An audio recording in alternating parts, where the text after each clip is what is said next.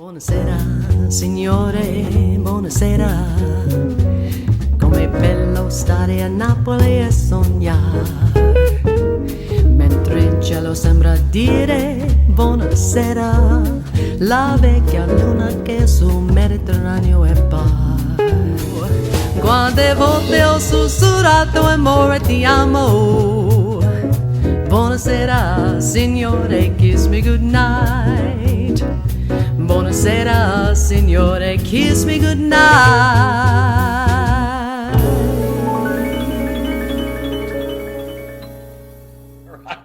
Buonasera! Buonasera, Lena. Ciao. How wonderful. How wonderful to be with you. It's great to be with you too, Charles. We are starting our own little show here. It is just great. And the energy, I came back from California about the time you came to New Orleans from Las Vegas. We ran into each other, and it's been great chemistry ever since. Just wonderful. Yeah, we met each other at the Piazza d'Italia, and you told me a brief and funny story about my dad coming to speak to your graduating class and telling dirty jokes, and he had gotten expelled from Jesuit. He got revenge that day. Your dad had just ended his Las Vegas run, and he was back in New Orleans. So it was around 1973 or 74. I was in ninth grade. And he got kicked out of our school about 2 months before graduation. So he didn't graduate from Jesuit, but they wanted to, I guess, claim him. They realized they lost something big as an alum. So they put him on the stage. They have 1,200 boys in the room, and he just went, I guess, for revenge. And he was the priest, the Jesuits were just cringing, and he never said anything that was bad, but the implications were just hysterical for teenage boys. We loved it. He was great at that. that made me laugh. That's a very funny story. The two priests on the stage, they were sitting there where he was at the podium, and they were just cringing. Like, what had they done? And I love that. He had 45 minutes of putting on his Las Vegas show, and they didn't realize that's where he was going with his act. The jokes were great. They were clean for TV, but there was a little bit of innuendo in there that made him so funny. He was the king of clean for TV, double entendre. Exactly. Yeah. So it was great then that was 73. So I'm guessing it was like 2013 or a little bit after when you and I first met, 40 years later. And I haven't been indoctrinated to your dad's music. We grew up with it. And then I'm out there. We had these Italian concerts in California. And we had people, we sang the music. So then I meet you, and it's like being part of the second generation Rat Pack, Charles. Well, we've gotten together, and you've interviewed me, and I just felt like it would be really great for us to do a little show together because we had so much fun together. So I'm glad we're doing this. We want to try, especially at this time, it's difficult for everyone to get together. No one's getting together. So in our Italian American community here in Louisiana, that we do a little show and bring everybody together, try our best anyway. I think it was going to be great. It was a great idea you had because you came back. It was like a renaissance. And actually, I met you at the Italian Piazza. Yes. That night. And that piazza is gorgeous. It was done in the late 70s. Right. It's a beautiful fountain. I mean, and it's lit up really well. It's kind of like that era with the neon lights and all, but it's a beautiful Italian fountain with the map of Italy and carved into the walkways. So it's just a fountain. It's really beautiful. So Charles, how many Italians are in Louisiana? So Lena, the numbers show that between 1880 and 1920, about 60,000 came over. And they were taking the jobs on the plantations, building the railroads, working the docks.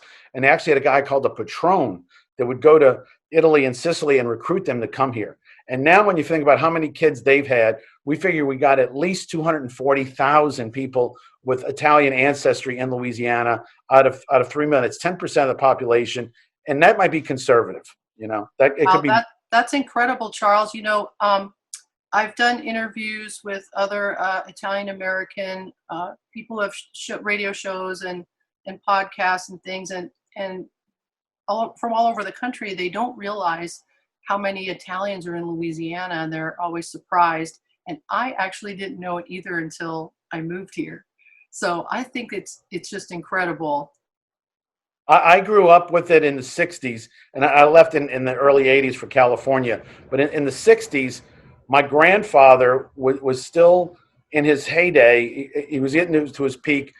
They had about 6 Italian clubs in North Louisiana because many of them went up there to pick cotton or cut sugar cane. So Wow. these clubs every year would have a convention on Labor Day weekend. One year be Baton Rouge, one year Shreveport, one year Monroe, and they kept the Italian culture going. And then down in New Orleans, there are the cities that you were from formed organizations called mutual benefit societies. And the first thing they did was pitched in to buy a mausoleum and build it so they had a place to be buried. So there's a beautiful row in Metairie Cemetery of these mausoleums. And now for All Saints Day, the Italians gather there and do the blessing of the grave. So there's a lot Yeah. of Italian culture. It's just That's great. a beautiful tradition, and it's like it's just so beautiful and peaceful in there. And it's like an Italian neighborhood in there.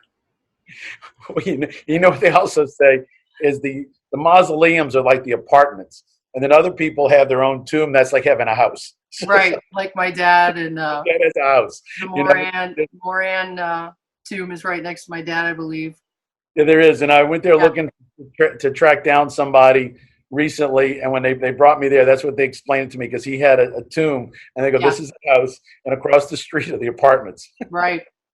So it's That's an pretty amazing cool. row. But they actually often say what town in Italy or Sicily the person was from.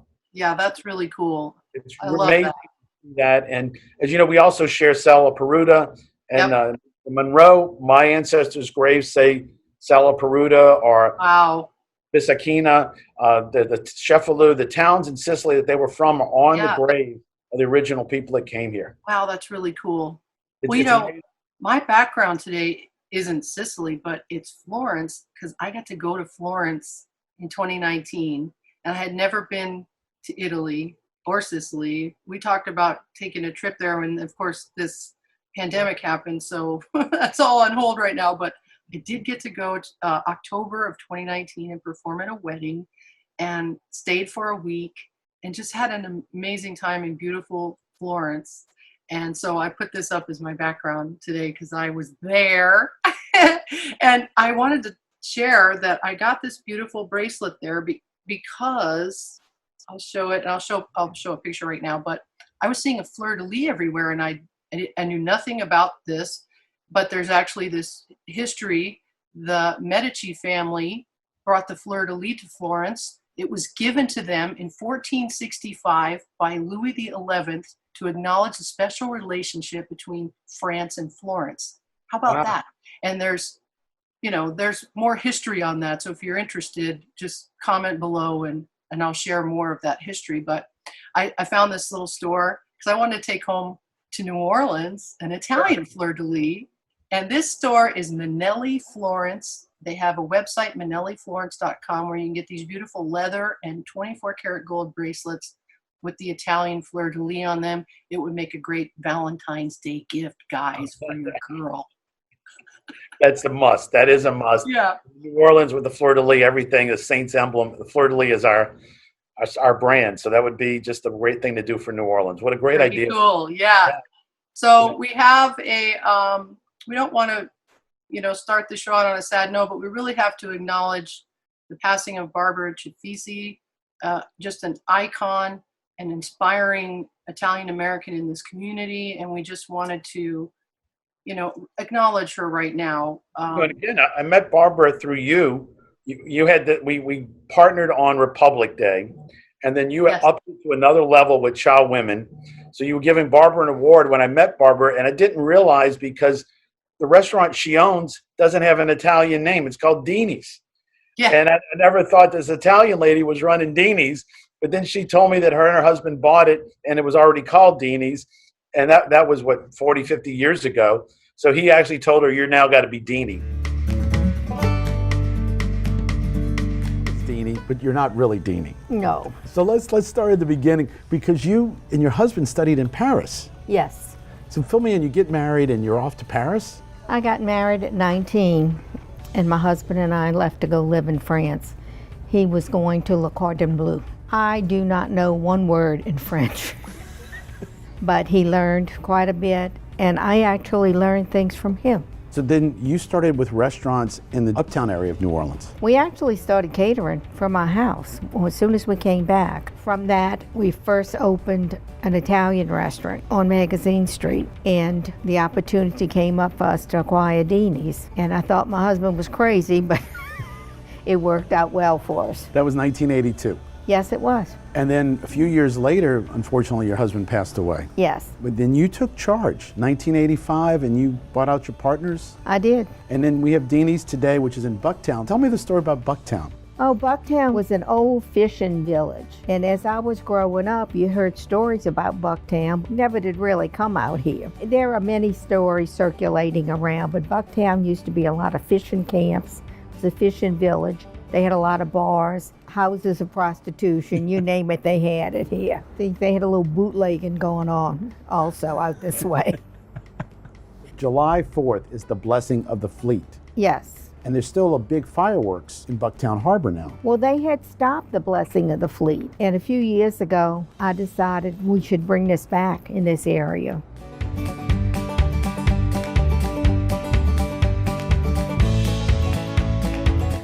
You've been in business now for 35 years. Deanie's is one of the first restaurants to be certified in serving Louisiana seafood. And to be certified, you have to prove that 90% of your seafood comes from Louisiana waters. We interviewed her in July, and just to hear the family story, the kids said that they were working there from the time they were 9, peeling shrimp or doing whatever needed to be done. And when for your 16th birthday, her daughter said, I got a punch card because then I could legally work.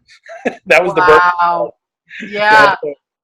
So just a great story. Yeah, and she was just an amazing woman and such an inspiration to us all. She kept so busy. She did so many things that you wouldn't, I'm sure people know already about this, but I at the time didn't know that she helped start the Orpheus Parade and was the only woman on the committee with Harry Connick Jr. Wow. and Harry Connick Sr. and Blaine Kern and Sonny Bory. She was the only woman on the committee and helped start that parade. How about that? I didn't know that. I didn't know that either. Did you know that she was also a Eucharistic minister and delivered communion to hospitals and nursing homes? I didn't know that either.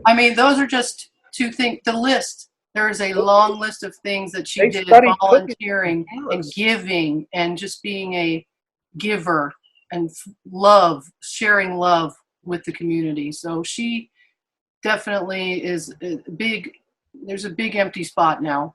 Oh, there is. Her and her husband, he actually said that he left this elite cooking school in Paris because he wanted to be with his bride. I thought the love she and her husband had was just so intense.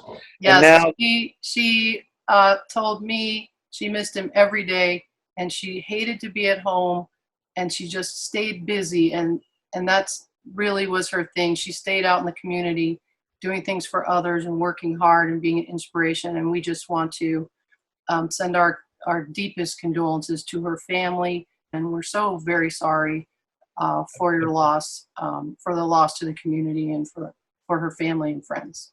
she's got great children. So yes, to the children, the family, it is in the community a great loss. And again, her legacy though is just an amazing contribution to not only Italians but to the whole community. Yes, what an inspiration. Yes. So Charles.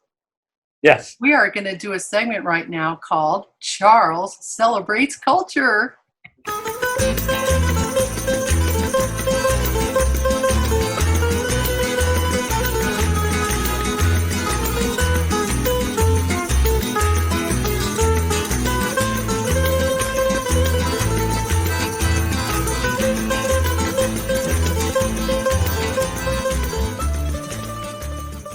Perfect, Lena. As you know, I've been traveling the state for a couple of years now, as we just talked about with Barbara, interviewing our chefs, interviewing the Italians, the parade. We've got about 4 hours worth of content, about 7-minute interviews on our music, on our cooking, everything that we have going on here that's Italian.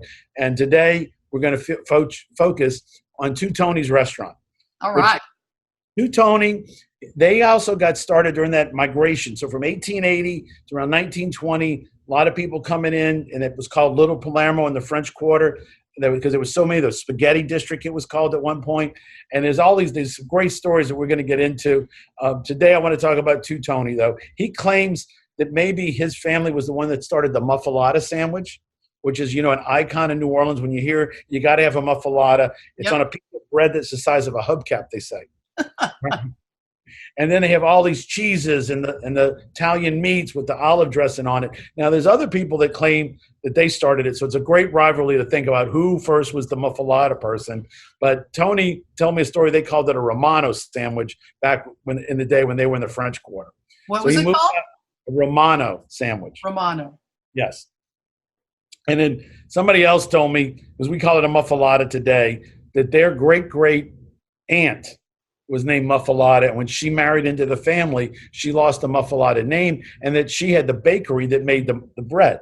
She married a person named Lanassa, and that the Muffalata became what we call it today. And she was making these round breads they slice in half, and then they just load them with meats and cheeses and the olive dressing. Now, I've also heard a couple other stories, but for Tony, it's called the Romano, and his is fabulous. But what he also said that really I didn't click, and I think anybody coming to New Orleans needs to know, we got these great seafoods here. You got the crab, the fish, the shrimp, oysters. You got so many things to choose from. And then because we got great soil, the crops are phenomenal. So you grow these great vegetables, and the chefs could combine that fresh in New Orleans, which you can't do anyplace else in America.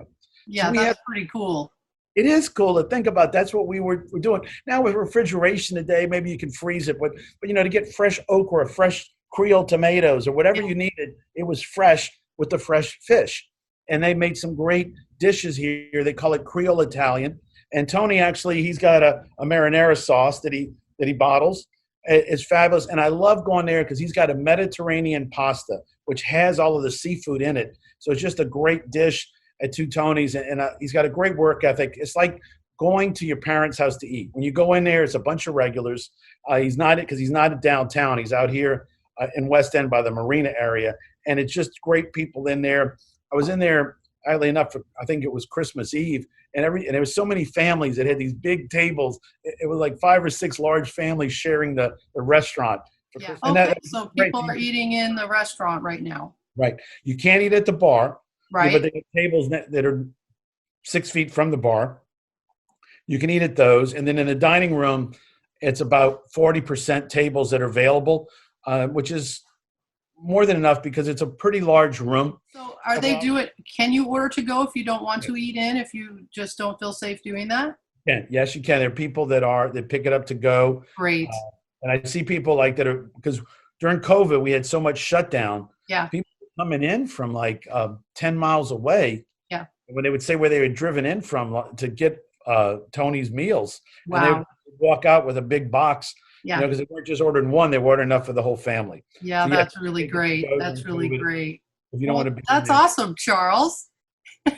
It's fun. And you have so much stuff that you have done and are doing in the community, so we will highlight what you are doing. You have so much of it, so every show will have Charles Celebrates Culture. Perfect. And I want to give one last plug, Lena. March 20th, we're putting together an Italian event because of St. Joseph's Day. We can work on that in future episodes, but if somebody wants to save the date, March 20th at the Great River Road Museum, which is in Darrow next to Homer's house, we are putting together to have a great event because it's 35 acres, so we can spread out with the social distancing. We don't want to lose not having St. Joseph events 2 years in a row. That's wonderful. Thank you. Yes. All right. So here's a couple of things to check out to help support our friend John Viola, who comes to New Orleans, and we all know John, and he has the Italian American podcast and Italian American TV. He also has a cool shop where you can get Italian themed t-shirts that he does the artwork and the design for. He's so talented. And here is the link to go to the ItalianAmericanPodcast.com.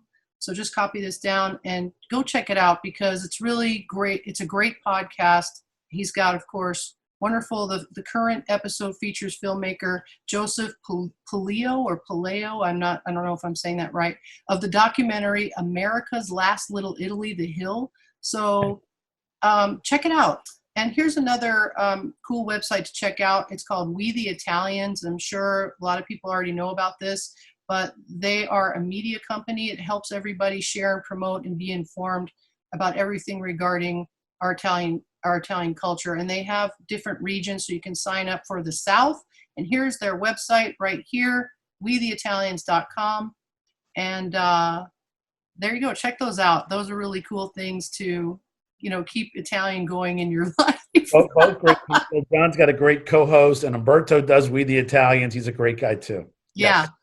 So we're going to have this segment in our show called La Musica. We're going to feature Italian-American artists and musicians and singers from our community. And today, this way we can close our show with some music. So today I will shamelessly feature myself.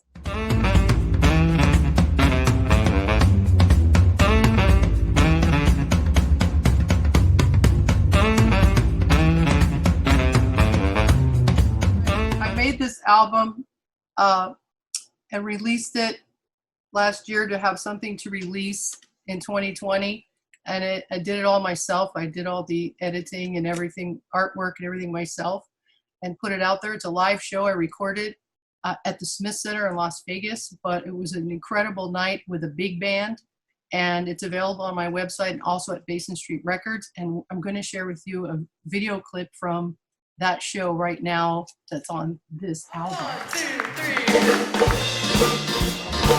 Hey! Hey!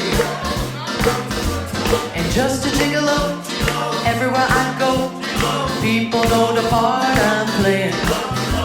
Paid for every dance, selling each romance. Oh, what they're saying. And there will come a day when you will pass away. What will they say about me? When the end comes, I know they'll say just a gigolo, and life goes on without me. And just a gigolo, everywhere I go, people know the part I'm playing. Paid for every dance, selling each romance. Oh, what they say. And there will come a day when you will pass away. What will they say about me? When the end comes, I know they'll say just a gigolo. Everybody sing! Life goes on without me. Beautiful!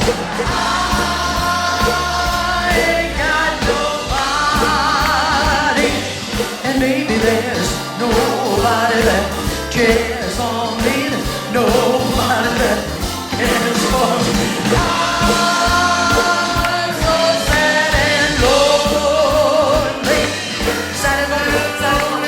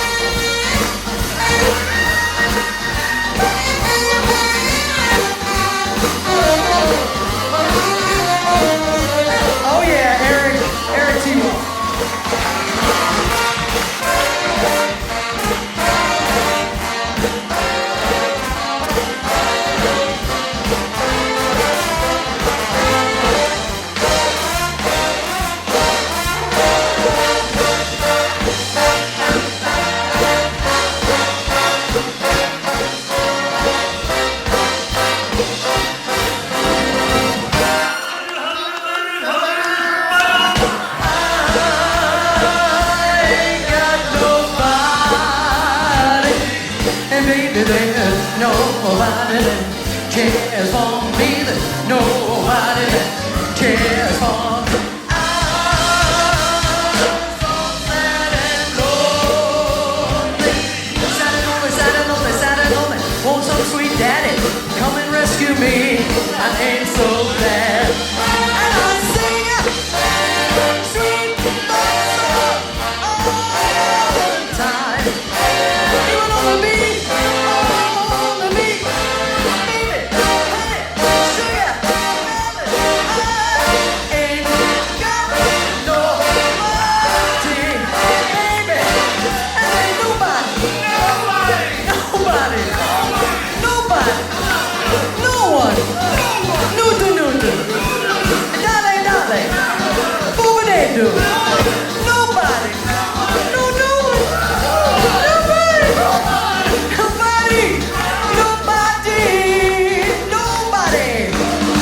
Nobody cares for me.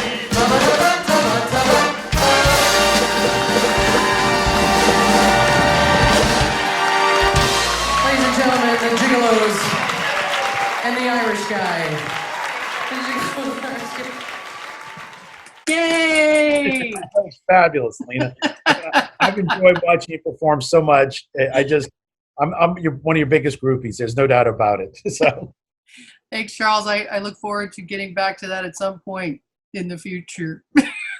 you have a lot of people who are dying to see that happen, and looking forward to that day where with COVID is gone and we're able to enjoy the community, the song, the inspiration. It's just great. So we'll be there one day. So we hope that you all enjoyed our little show today, and we will continue to post shows once a week. Please join our Facebook page, like our Facebook page. Here's the link where we will be posting all of our episodes. And please comment below. Tell us what or who you would like to see on our show. Let us know.